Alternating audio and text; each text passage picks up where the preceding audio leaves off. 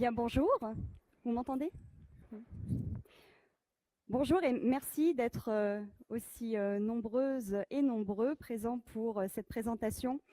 Révéler mon job de rêve, j'ai l'impression que ça suscite beaucoup d'intérêt. J'ai un petit peu la pression, j'espère que je vais pouvoir y répondre au cours de ces 12 minutes qui me sont imparties. C'est assez court, donc je vais essayer de vous donner quand même un maximum d'astuces et d'informations pour que vous puissiez avancer sur cette thématique. Je m'appelle Céline Mercader-Couls et je suis job designer. Alors, job designer, c'est un terme que j'ai inventé. Je me suis octroyé ce plaisir puisque je trouvais que ça définissait bien les services que je propose, à savoir de pouvoir dessiner les contours d'un job idéal, aider les personnes à dessiner les contours de cet emploi idéal. Avant d'entrer plus dans le détail de comment révéler son job de rêve, je voulais quand même vous expliquer, non pas vous raconter ma vie, parce qu'on en aura pour plus de 12 minutes, mais peut-être vous expliquer un petit peu comment j'en suis arrivée à devenir job designer. Ça fait maintenant 15 ans que j'accompagne des personnes en recherche d'emploi, que j'accompagne des personnes sur des projets d'insertion, insertion professionnelle, des personnes qui sont au chômage, des personnes qui sont en transition de carrière, des personnes qui l'ont choisi ou pas, des personnes qui ont été licenciées. Et j'ai beaucoup travaillé notamment dans des associations, dans des structures mandatées par le chômage.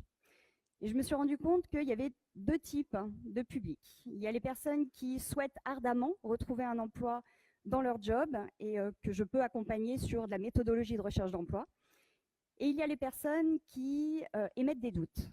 Il y a les personnes qui, tout d'un coup, me font part de leur peur, de leur angoisse à l'idée de retourner dans leur emploi et qui souhaitent parfois changer, souhaitent même souvent vraiment changer et qui ont une angoisse, une détresse, voire une souffrance à l'idée de retourner dans leur emploi. Et je me suis retrouvée un petit peu dans la situation où j'avais des personnes que j'appelais des carrés, et puis je devais les faire rentrer dans des ronds, et je devais limer les contours du carré pour que ça puisse rentrer dans les ronds. J'utilise cette image pour exprimer le fait que j'accompagnais des personnes qui devaient retrouver un emploi qu'elles n'aimaient pas, un emploi dans lequel elles ne se sentaient pas bien. Et ces personnes-là, eh bien, au fur et à mesure des années, j'ai vu apparaître des personnes qui revenaient avec des burn-out, des maladies, professionnelles ou pas, mais des personnes qui avaient physiquement mal vécu cette reprise d'emploi. Donc j'ai dit stop. J'ai dit non, ça je ne veux plus. Maintenant, ce que je veux, c'est accompagner des personnes qui, justement, ont envie de se reconvertir. Je veux les accompagner sur le fait de pouvoir les aider à révéler le job qui leur convient. Alors, pour y arriver, on va commencer déjà par définir ce que c'est qu'un job de rêve. J'ai collecté un peu les différentes informations que ces personnes-là me renvoyaient. Un job de rêve pour elles, c'est déjà pour commencer un emploi qui me donne envie de me lever tous les matins. Un emploi pour lequel je n'ai pas d'angoisse, pour lequel le lundi matin, je n'ai pas déjà envie d'être le vendredi soir. C'est aussi un métier qui a du sens. C'est un métier pour lequel je me sens utile, qui me permet d'avoir une contribution à quelqu'un, à quelque chose, une mission, la société. C'est aussi un job qui va me permettre d'utiliser efficacement mes compétences, les utiliser, les exploiter, les valoriser. Et puis, pour terminer, c'est un job qui me permet de me respecter, de respecter mes valeurs et d'être en adéquation avec ma personnalité. Alors voilà un petit peu l'ambitieux programme que je me suis fixé. Et pour y arriver, j'utilise une méthodologie qui s'appelle l'ikigai. Alors, c'est pas moi qui l'ai inventé, j'aurais bien aimé, mais non. Ce sont les Japonais. C'est une philosophie de vie japonaise. Les Japonais n'ont pas créé ce concept. Les Japonais le vivent. Ils le vivent pas non plus pour la recherche d'emploi ou la recherche de projets professionnels, ils le vivent au quotidien. C'est une manière pour eux d'avoir une raison de vivre, de se sentir heureux et épanoui. Nous, dans nos sociétés occidentales, on l'utilise pour notamment des projets d'orientation professionnelle, pas que. On peut l'utiliser dans d'autres domaines du conseil. Et pour ma part, bien, je l'utilise parce que je trouve que c'est un outil qui est très intéressant pour justement aborder tous les aspects de la définition du projet professionnel. Alors, comme vous le voyez, c'est assez simple. Il y a 4 cercles, 4 questions fondamentales que l'on doit se poser pour définir ensuite au centre l'ikigai. On va commencer donc par le premier cercle, ce que j'aime faire. Ça paraît un petit peu simple, mais c'est néanmoins l'une des questions les plus importantes. Qu'est-ce que j'aime faire? Qu'est-ce qui me motive au quotidien? Quelles sont les tâches sur lesquelles je prends du plaisir? On va aussi souvent se poser la question de savoir, et dans l'enfance, et dans l'adolescence, qu'est-ce que j'aimais faire, tout simplement? Quelles étaient les activités que j'aimais pratiquer? L'enfance et l'adolescence, c'est ce qui permet aussi de se projeter dans une période de notre vie où on n'avait pas toutes sortes de contraintes que l'on peut avoir aujourd'hui dans nos vies professionnelles. Quelles sont aussi les activités sur lesquelles je peux passer du temps sans m'en rendre compte? Ça aussi, c'est un signal assez fort. Et puis, il y en a plein d'autres de questions.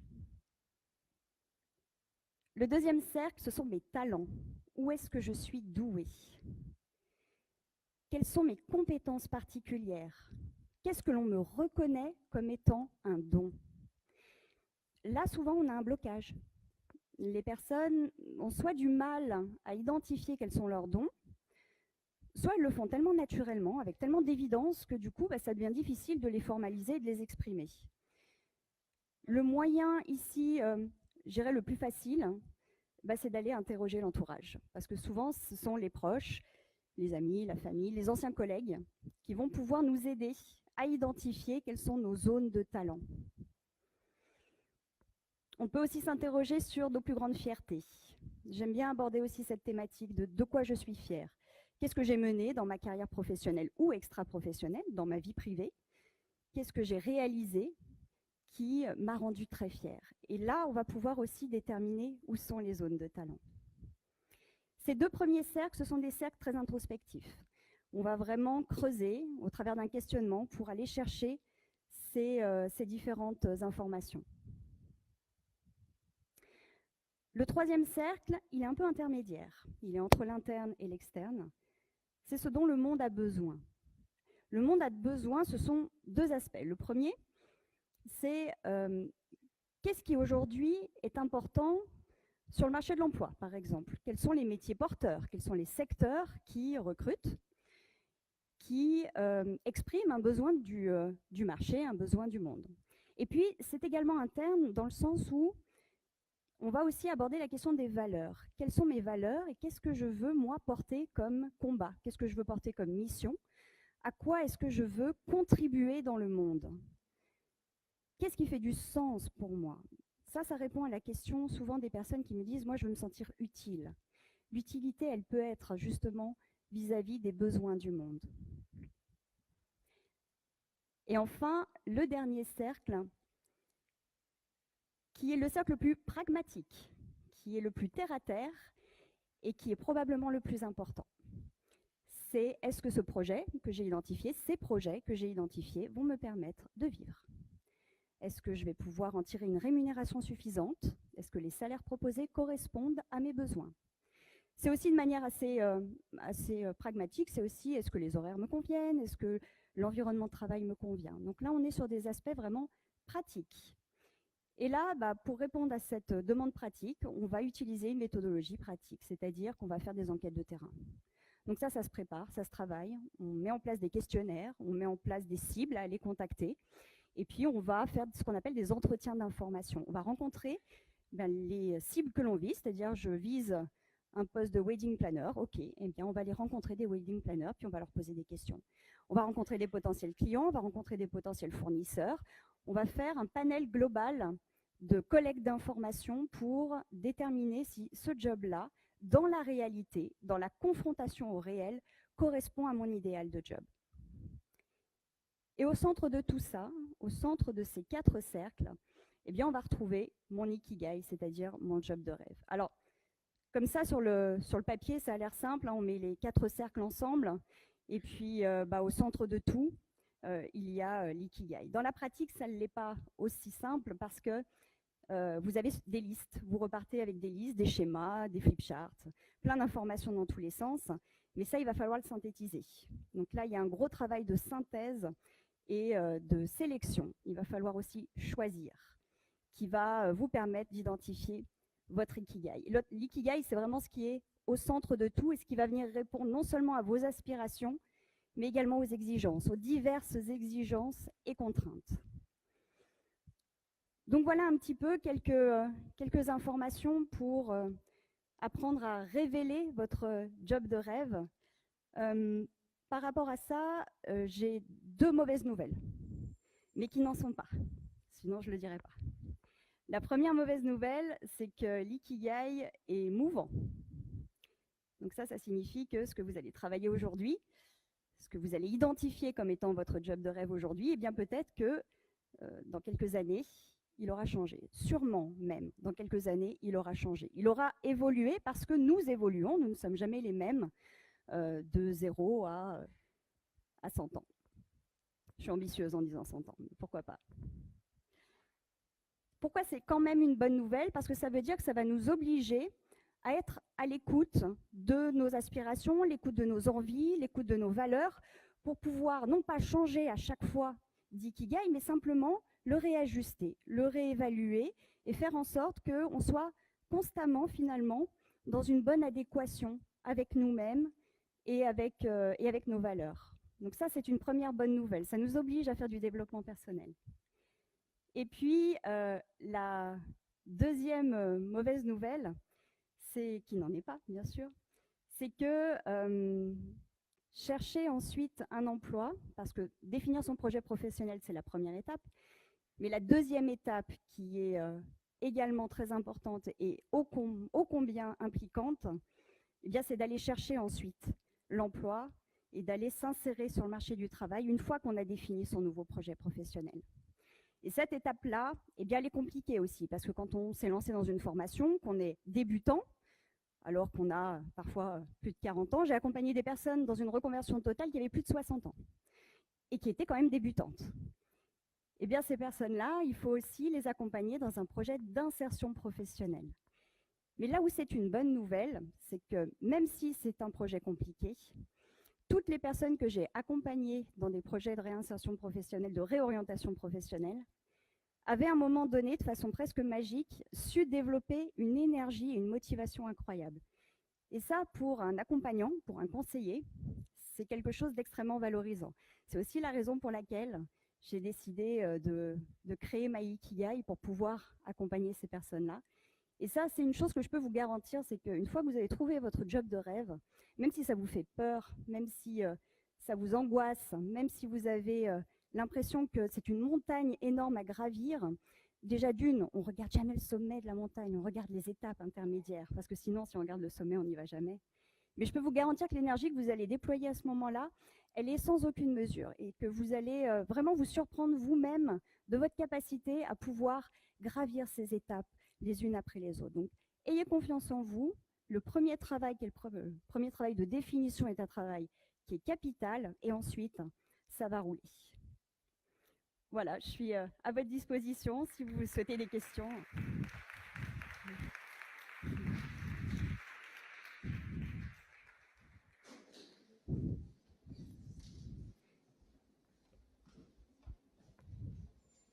J'ai été aussi claire que ça. Waouh!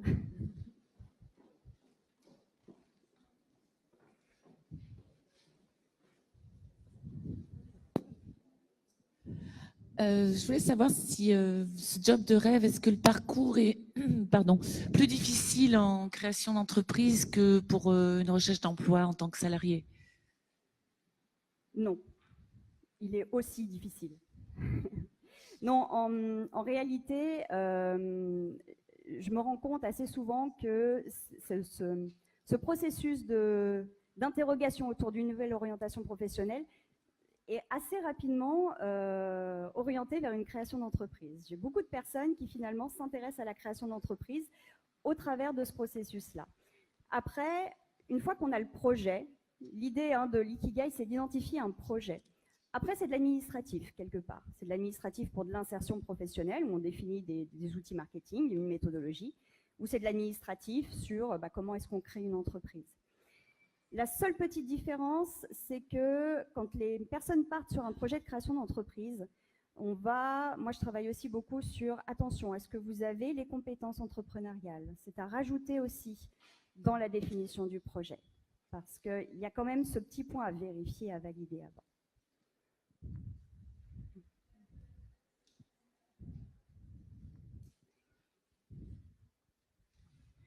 Oui, bonjour. Je voulais savoir, oui, pourquoi est-ce que c'est forcément dans le travail qu'on devrait mettre nos passions, nos rêves?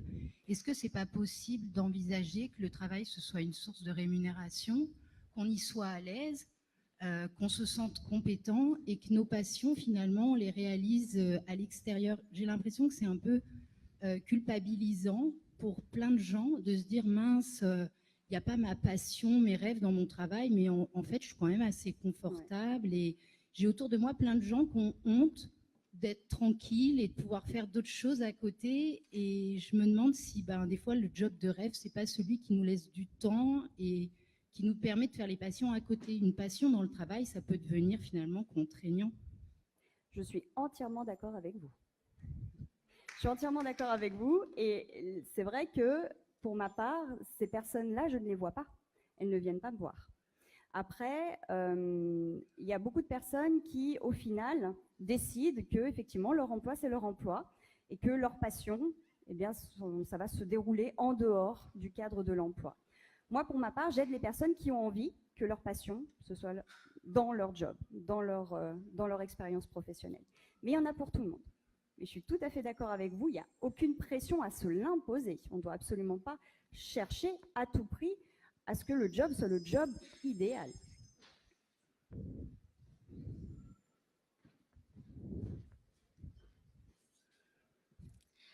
À partir de quel âge, en fait, vous pensez que l'ikigai est efficace, ou peut amener une réponse à une personne? À partir de quel âge, au niveau de la personne? Je pense à un public jeune adulte, adolescent, oui. Voilà. Oui, je pense à partir du moment où on commence à s'interroger à son orientation professionnelle, où on commence à s'interroger dans le but de choisir une orientation professionnelle. C'est un outil qu'on peut utiliser avec des jeunes qui cherchent une formation, qui cherchent justement à entrer dans le cadre professionnel. Après, dans la pratique, il est clair que quelqu'un qui a déjà une maturité professionnelle, qui a déjà une assise, qui sait déjà, qui a déjà expérimenté ce qui lui plaisait, ce qui ne lui plaisait pas, on va avancer un petit peu plus vite. Avec les tout jeunes, je vais plutôt utiliser des outils qui vont permettre de débloquer un petit peu la parole, qui vont permettre d'ouvrir un champ des possibles dans lequel ensuite on va pouvoir aller identifier ce qui convient et ce qui ne convient pas. Mais a priori, en théorie, à n'importe quel âge.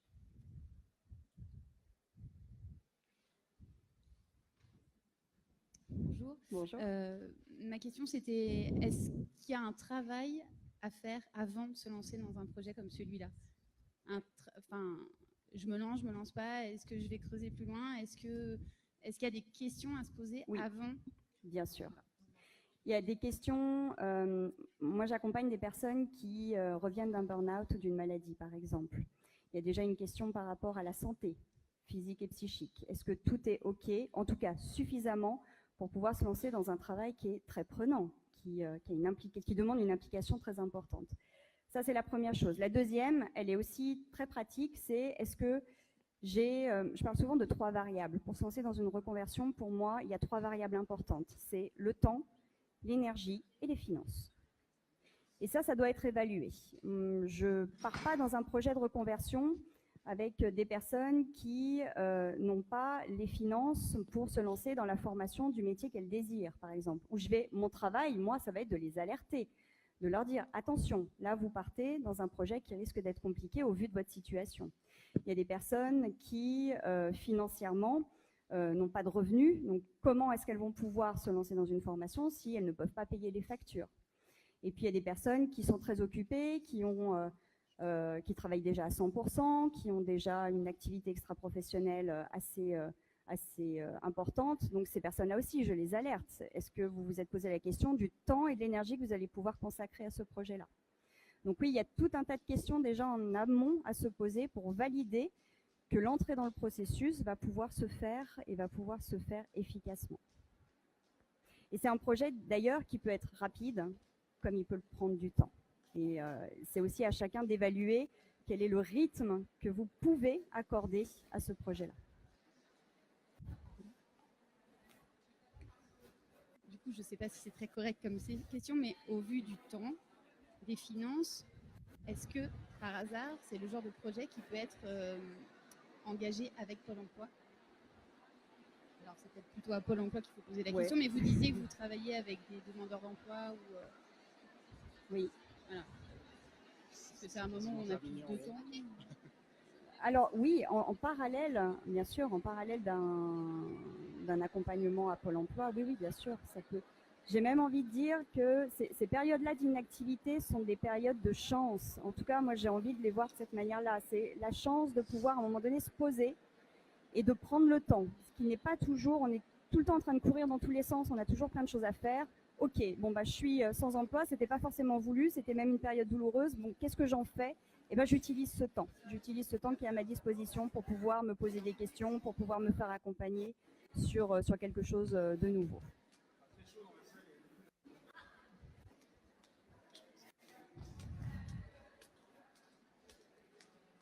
Alors, s'il n'y a plus de questions, si j'ai pu répondre à toutes vos interrogations, je vous remercie encore de m'avoir écouté et d'avoir participé à cette présentation. Et puis, je vous souhaite tout de bon pour la suite de vos projets.